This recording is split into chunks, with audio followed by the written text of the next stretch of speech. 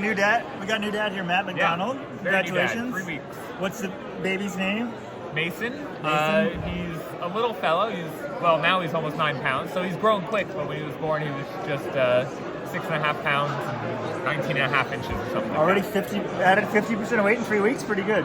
Yeah, I mean, I told him those are rookie numbers compared to what I'm going to put on after Monday, but. I mean, how's it going? Like with just being a dad It's been and all good. that.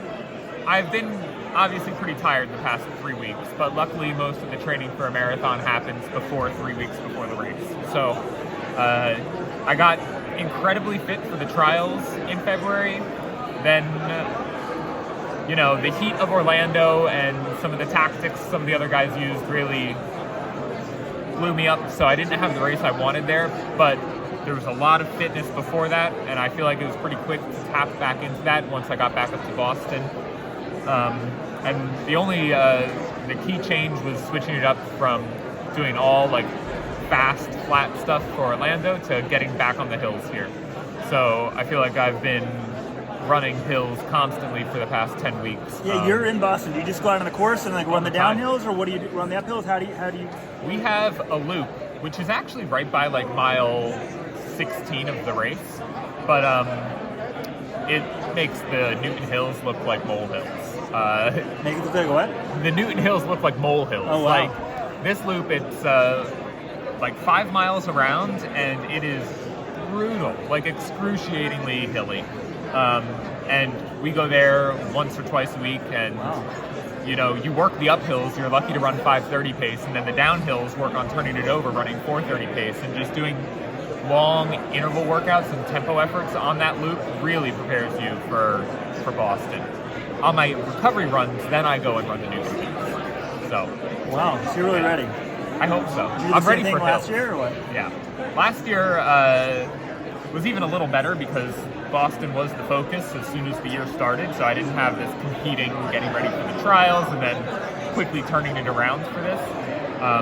So last year I was probably even stronger over the hills, but we tried to really get a condensed Boston course prep in over the past 8 weeks.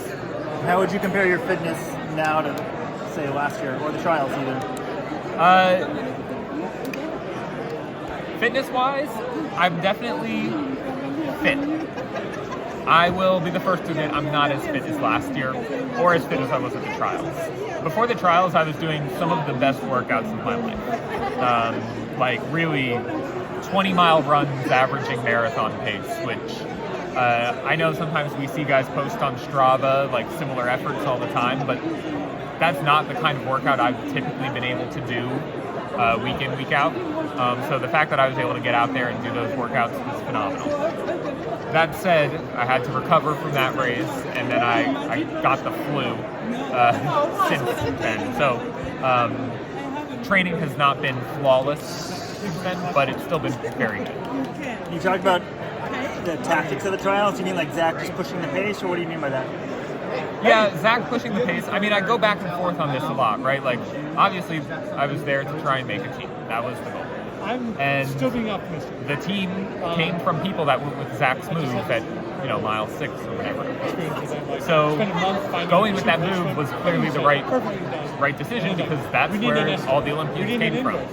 But I do think that had I been more conservative and stayed back with the chase group that ended up progressing really nice through the race, I could have been, easily a result that people remember, whereas now I'm just buried way back and God knows what place. It's true. I go look it up. I'm like, wait, I'm proud of myself for having not dropped out, but if you look at some of the mile splits, it's like, why didn't you drop out?